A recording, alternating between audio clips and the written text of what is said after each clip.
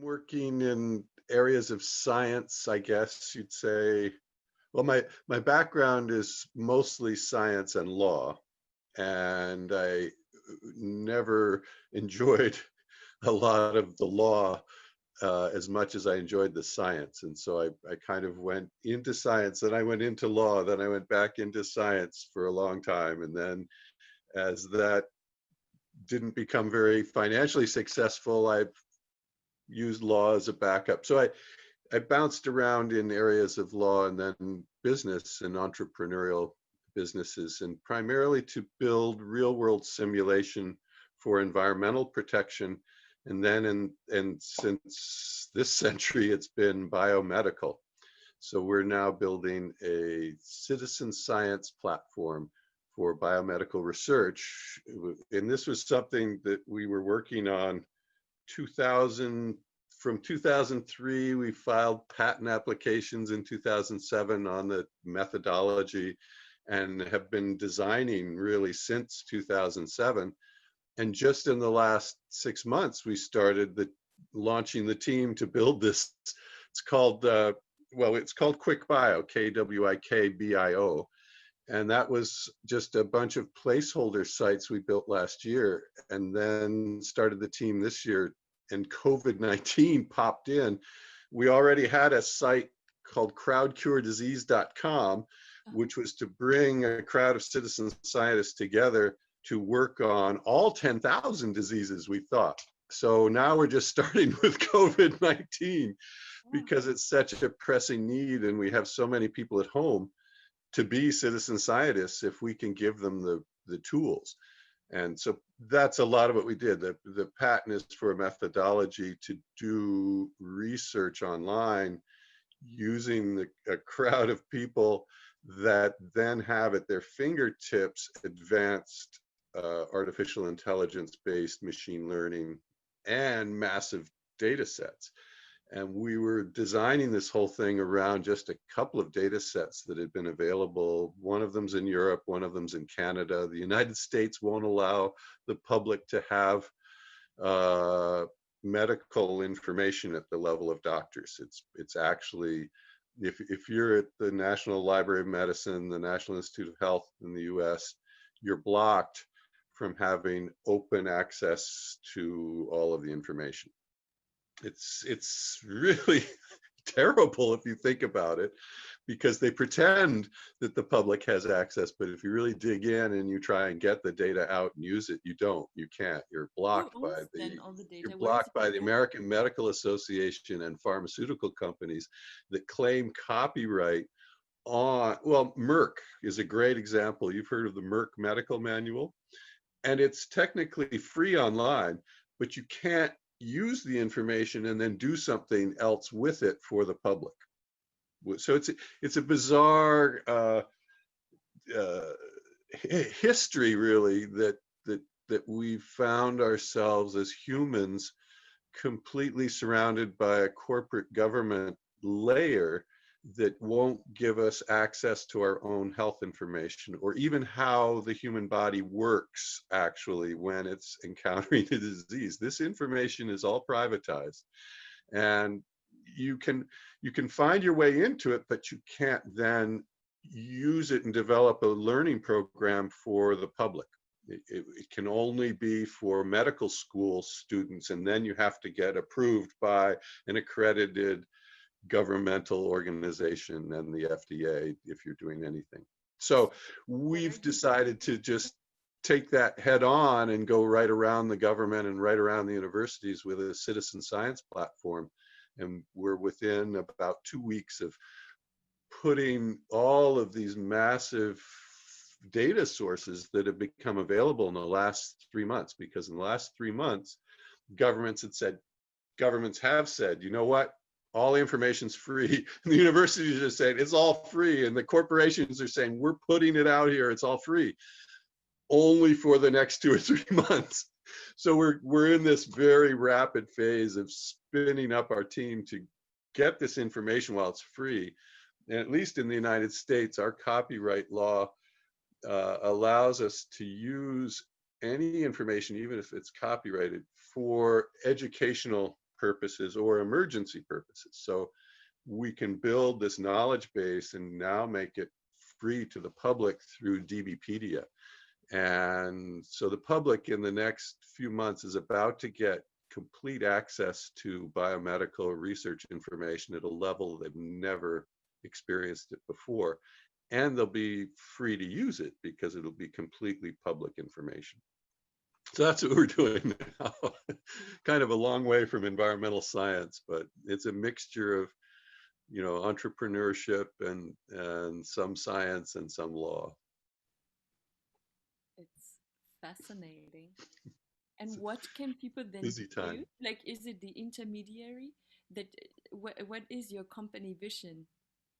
Well, so I guess it was my vision to begin with. In the 90s, I had been doing a lot of global environmental science. It's very aggregated. It was biogeochemistry. So we're looking, actually it was in the carbon dioxide group. I was with the first scientists in the 20th century that took global warming seriously at Scripps Oceanography.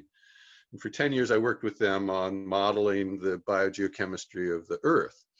So that's the atmosphere and the oceans and the land biosphere. And it's very different types of modeling in each one of those reservoirs and the human element.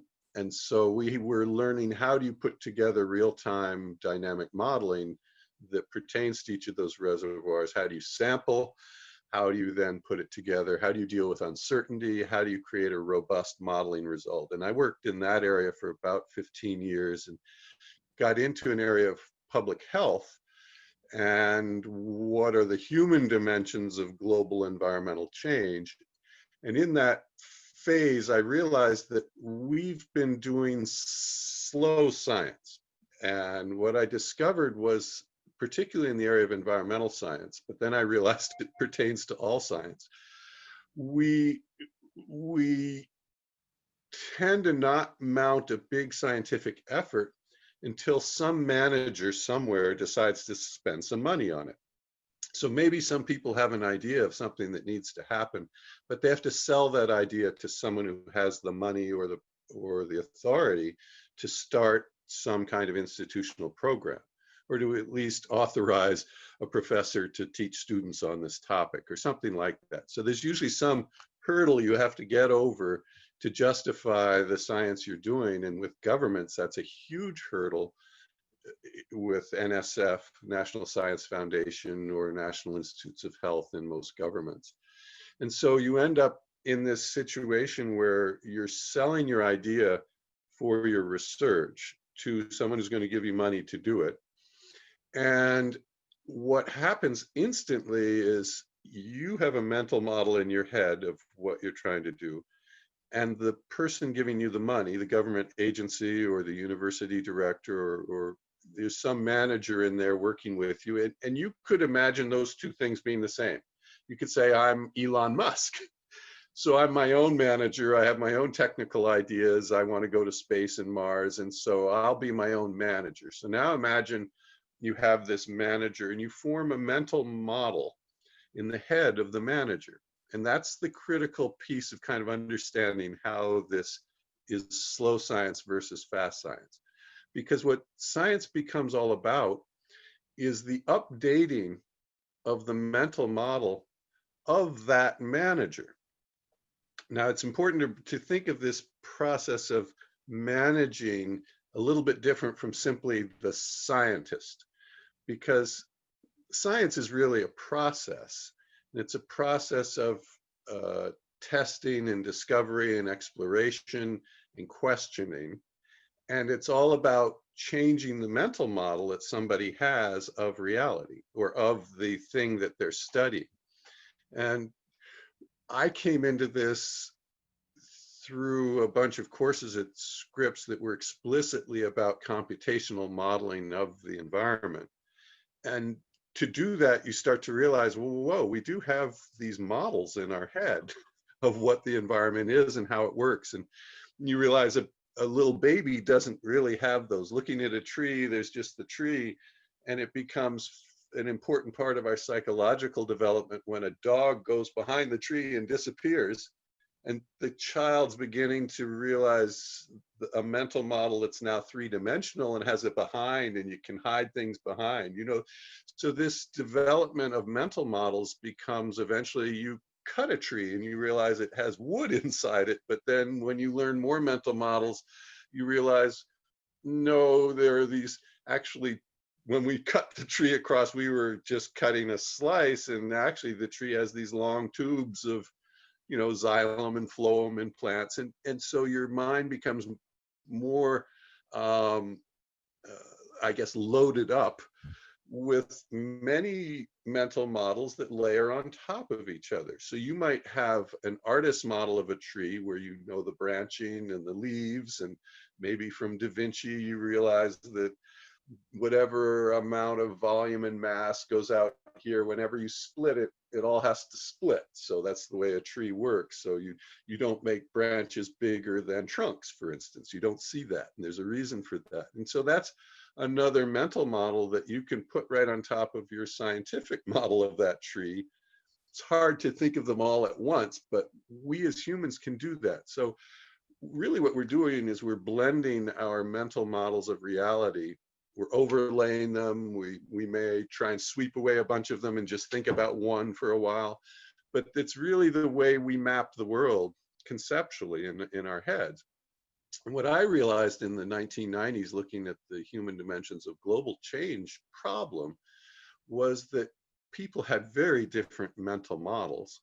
And one of the very important first steps in helping a bunch of disparate groups, people in different countries, people from different walks of life, to even talk about the problem, is to start creating conceptual models or images that people can use to share and communicate about where the stresses are, particularly when you're looking at multiple compound stresses in the environment or in your system. And that led me to realize that what we've been doing with science, and certainly what we were doing in environmental science in the United States, is a manager in government has said, go look at this problem of global warming. And so the scientists would all scurry into our ships, and we go looking forests, and we go look all over the world and measure the air. We make all these measurements and we bring them back. And at first the scientists would tell the governing managers, well, here's what we think is happening, and they draw some pictures. And the managers might not change their mental model at all if they're not able to absorb that scientific information from a table. Or so we've learned over the years to become more visual and to be able to describe what's going on globally more. You've seen the many pictures in global warming, for instance, of the sunlight coming in, getting trapped by CO2, to try and explain it to the public. But even then, we're still doing slow science, because what's happening is the scientific information is coming back, and then to present it to managers, the scientists, the observing scientists, would typically go and hire some modelers, some people to put the data together and put it into a picture for the manager. And that would come so late in the game that if you measured the wrong things, to be able to create a very robust, meaning low uncertainty model, and the model's very accurate because you've managed to measure everything and get out the uncertainty in each of these aspects. If you measured the wrong things, you can't possibly get the right model. And the problem is that goes back to the manager, who now says, well, that's not quite the right model. Well, it turns out, say the modelers, all your measurement scientists measured the wrong things. That cycle might have taken 6 years. That's typical of an experimental cycle involving a National Institute of Health or National Science Foundation. Might be 2 years proposing the research, might be a year getting it underway, getting the funds in place. It might be a 3-year research program. You bring back the data. It might be a year of preparation of the data, turning it into models that the managers can understand when you present the results. Might take a year to get through the journals. You're now 6, 7 years later, and you discovered you measured the wrong things, and your model is a piece of crap. So what I realized back in the early 90s is that we need to speed up the cycle between observational science and modeling. And essentially what you want is you want your very best modelers to be directing your observational science. You want your response of your observations to go back almost instantly to the modelers, to be able to, so the modelers look at it and go, oh, well, we can't get a robust result around these dynamics. We need measurements in this spot, this spot, this spot, this spot. Go right back to the observational scientists, even while they're maybe still out on their, out in the field. You know, maybe you're doing this overnight after the first bunch of measurements. And so then we tested this whole methodology for fast science in the 90s on the Charles River in Boston. And in less than 2 months, we found all, well, we use citizen science too. We found all of the pollution on the entire length of the river. Within 6 months, it had become purely a political problem. There were no more science questions left. We had nailed them all down with 7 university teams and 80 citizen scientists. So that was 1995. This citizen science crew is still monitoring the water quality of the Charles River, 80-mile river. They measure it whenever they need to. All of the results have been done by citizens and their nonprofit watershed association. The EPA and the state are woefully inadequate to do this level of science and to do it with this kind of feedback. So then I thought, wow, that's fascinating. We were a little ahead of the market with some technology we did in the late 90s. We invented Google Earth, and Google Earth with full zoom to the ground level and all of atmospheric physics and hydrology all working correctly in the entire model. We were way too early for the market. So I went into biomedical and discovered the same problem of slow science in solving human disease, only it's worse. Now you have a whole corporate layer that really isn't interested in curing human disease. It's much more interested in helping humans cope with disease by keeping humans on a medical regimen. In other words, they're much more interested in owning human health and becoming part of the chemical process of human health by selling to us. First, you know, as anyone knows, selling us enough as an overall system, enough bad, nutritious food that we get sick, and then selling us a bunch of medicines to keep us from dying. And it's not a really fast way to get humans healthy. The fast way to get humans healthy is for citizens en masse to quickly learn about health at the level of biologists and doctors are actually at a higher level. So let's give them modern technology that can teach at an even higher level. It's more advanced than pharma has in-house, and that's what we're designing and developing. It's a machine learning system that takes what you do is you take the biomedical information that right now pharma is feeding off. It's using it in its science. These are they're called triple store databases. I don't know if you know much about the evolution of the web and databases, but you have Web 2.0, Web 3.0, Web 4.0. We're right now using Web 2.0, the social media, the ability for LinkedIn and Facebook and you know Skype to connect us all. Web 3.0 is what they call the semantic web or linked data, and it's the combination of really millions of databases with the XML standard, the extensible markup language standard, morphed a little bit into, or it's part of what Tim Berners-Lee at the World Wide Web calls the resource description framework. So that's called RDF.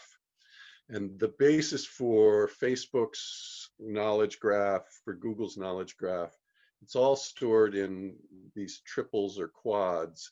It's a special kind of database structure called a graph network.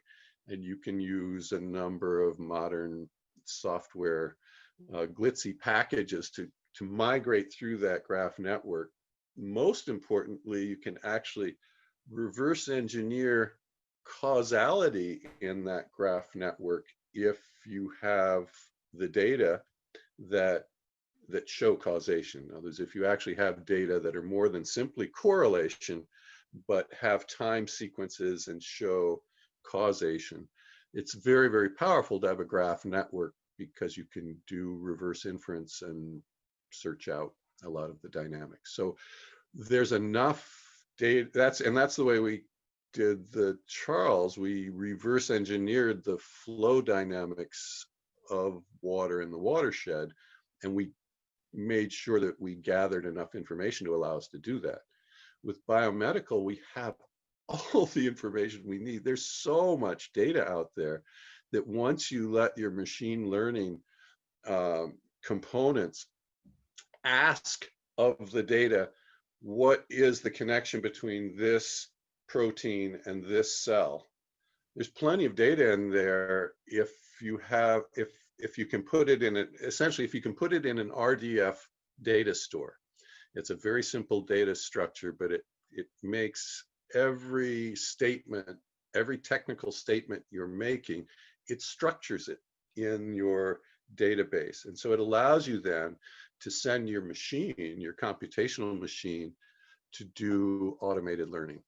So it's essentially what we've designed is, it's a low level artificial intelligence, but it's a machine learning system that, so long as you can give it measurements about a system, it can figure out how the system works and reduce the uncertainty in it reduces the uncertainty in understanding the dynamics of the system by continually going back into the database as the machine needs to reduce uncertainty.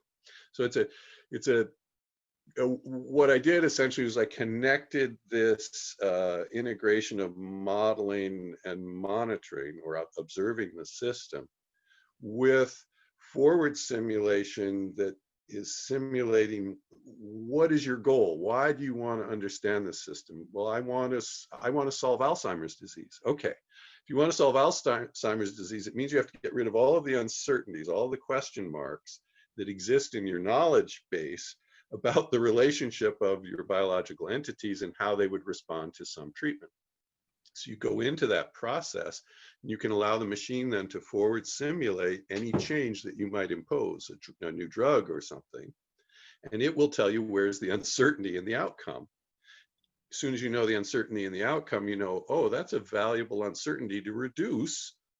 That means that any statement of uncertainty can be converted to an hypothesis statement, and then you have to test the hypothesis again. You go back and test the hypothesis in your knowledge base, but if you're at the cutting edge now, you have to go to a contract research organization or a laboratory. There are now 4,000 laboratories around the world that will do any experiment for you.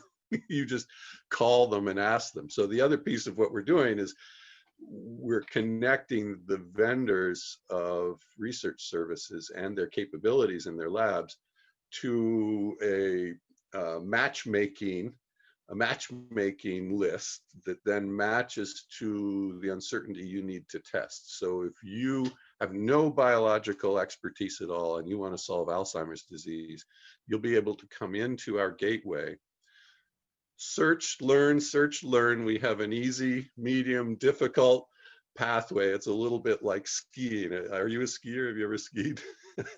If you go down a ski area, the green circle is the easier path. The black diamond is the harder path. So we're allowing our users to adjust their expertise.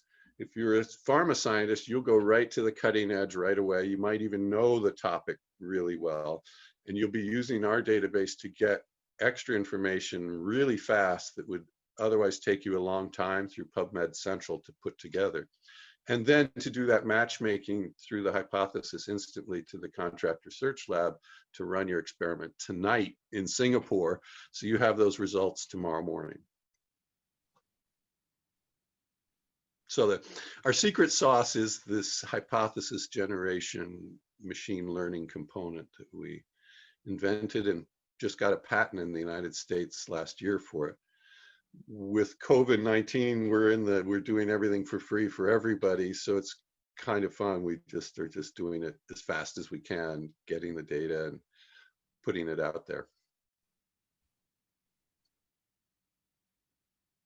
You triggered me into talking too passionately about my topic. Because you're burning. You're burning for your topic, which is a good That sign. is true. That is true. Yeah. It's a very exciting time to be taking on this kind of challenge. So how about you, and what's your life in your city? It's opening up again. So I live in Munich in Germany.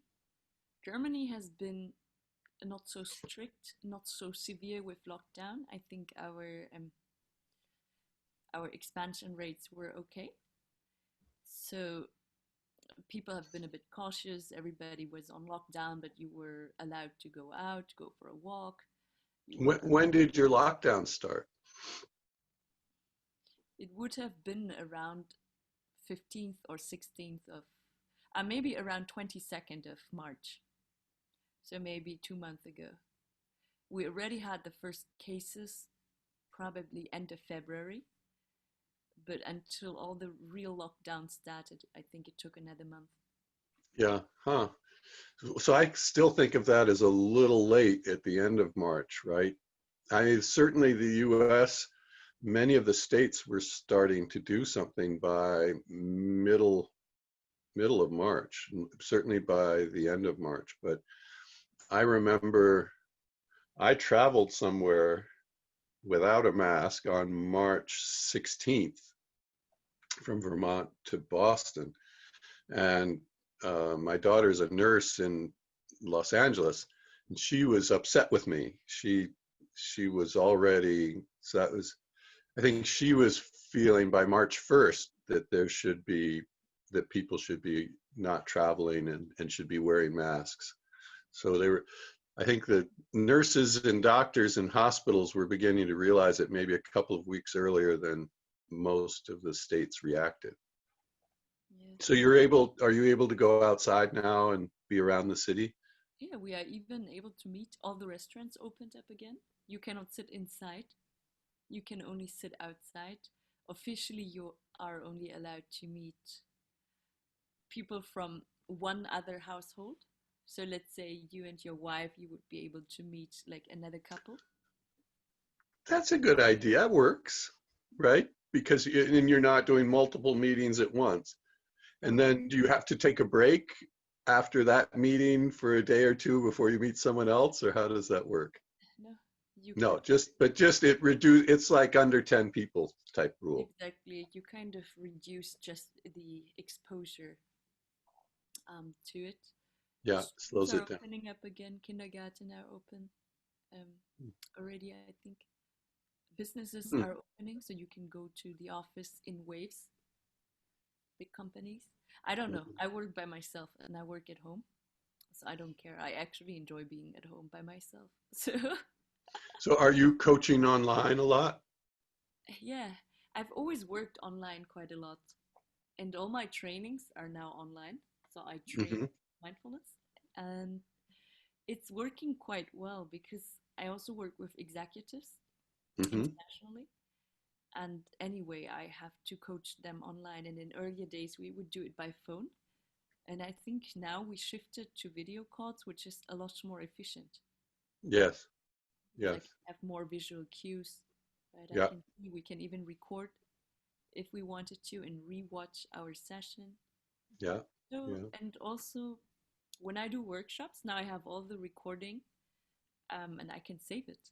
And if I do in presence trainings, it's not working Hmm. that way. Hmm. So now I have a lot of material and I can just, yeah. And how do you structure that program do you have different programs for different types of people, or do you focus on on executive coaching, or do you have coaching for teachers in high schools or something? Do you have different? No, I coach humans.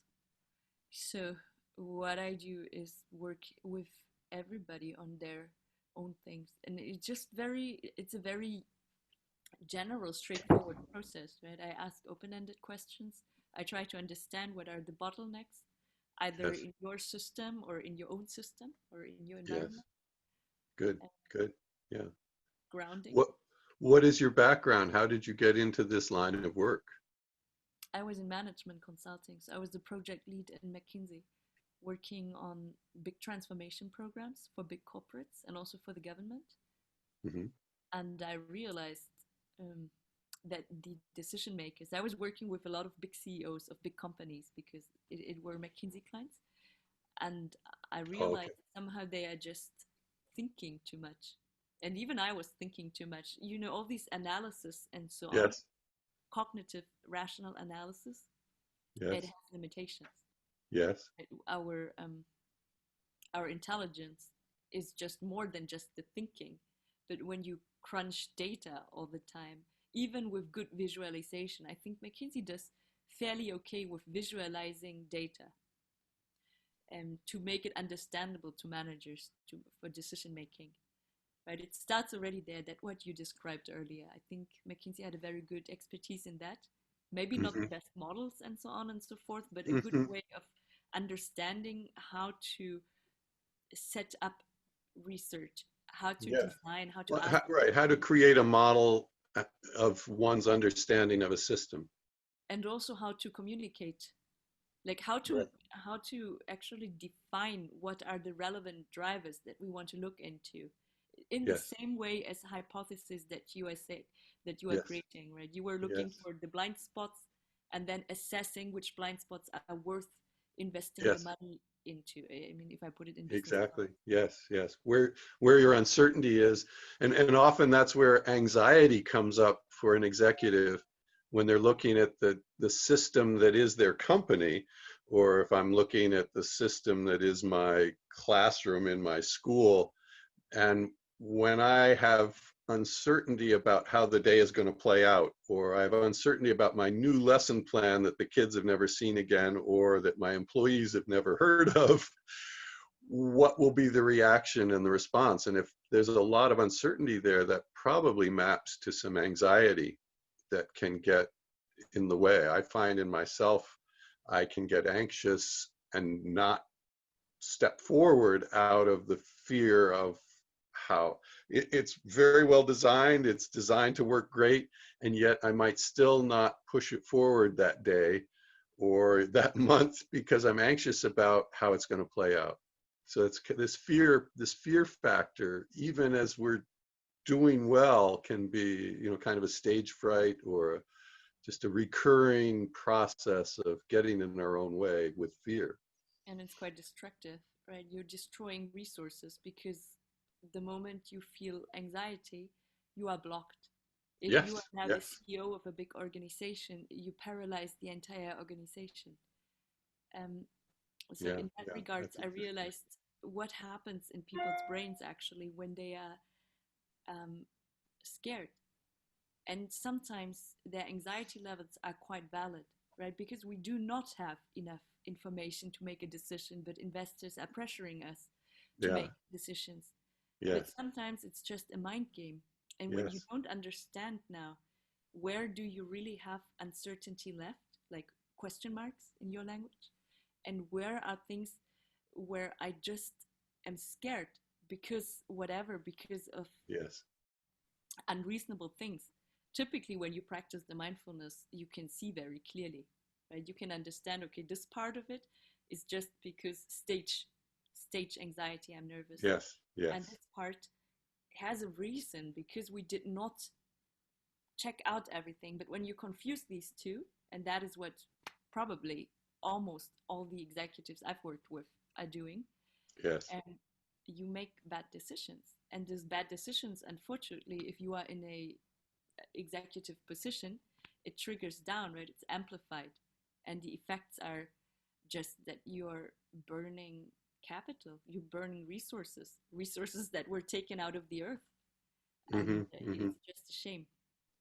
Mm. So what I'm Mhm. doing is trying to understand, help people clarify, step back, look at it from a bird's perspective.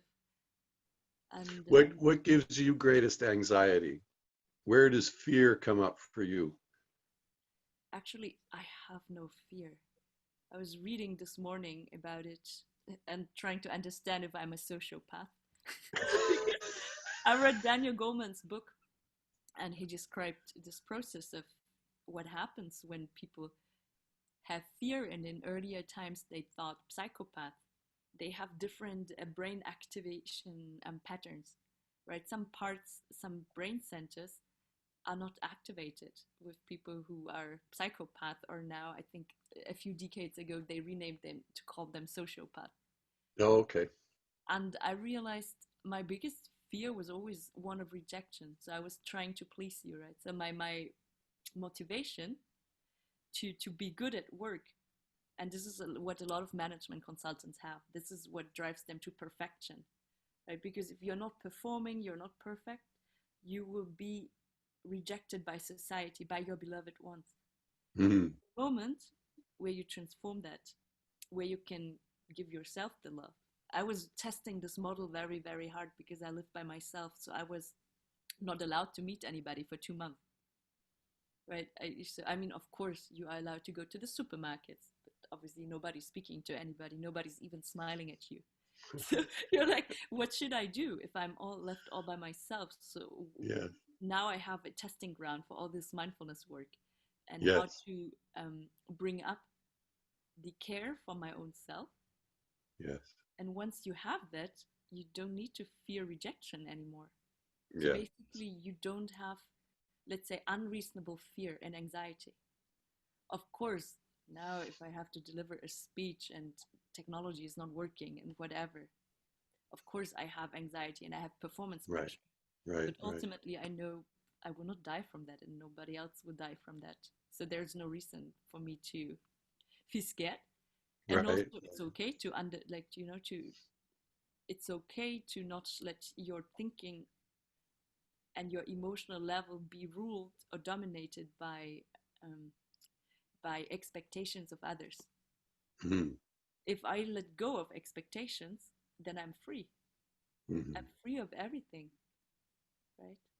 That can be a challenge. The letting go of the expectations of others, or the idea of there being other people around us in our lives that have expectations of our performance, and to dis to insulate oneself from that expectation, at least, rather than not necessarily trying to kill it or fight against it or make it wrong, but just to find some freedom from it through either, creating some kind of, well, it's a challenge, I think, for many people to create that, um, enough of a gap between the ones you love who have expectations of you and the way, let's put it in terms of I find a challenge where there are people in my family who have expectation of me. And it can be very, very apparent when the gap opens up and I'm not meeting their expectations. I have members of my family that will be very vocal about it very, very quickly. So there, and then of course there's those members of your family that you suspect are disapproving, but won't tell you until long after it's too late for you to meet their expectation. So in this space of getting free from others' expectations, that's a huge one. That's a big challenge. Good for you for coaching in that space. Yeah, I mean, right now the market is going very well. A lot of people have realized that. I'm just checking the watch because I'm Oh, not we should sure. be getting in other sessions. Yeah, I'm not sure. Like, I don't want to take up anybody's space who is supposed to hold a session right now. Well, we should go find other sessions. This has been fascinating to meet you. And it's really fun to talk with real people online who are doing fun stuff in other countries. That's part of the strangeness of this, forcing us all into Zoom, forcing us all online. I've met so many more people in the last month from far away than I would have otherwise. Right? I was living in my little bubble quite contentedly. Good to meet you. So, yeah, very, very good to meet you. Um, you see my name. I'm on Facebook. If you want to find me on Facebook or on LinkedIn, I'm LinkedIn, Justin Lancaster, all run together. I will add you. All Bye right. bye. Take care. Bye.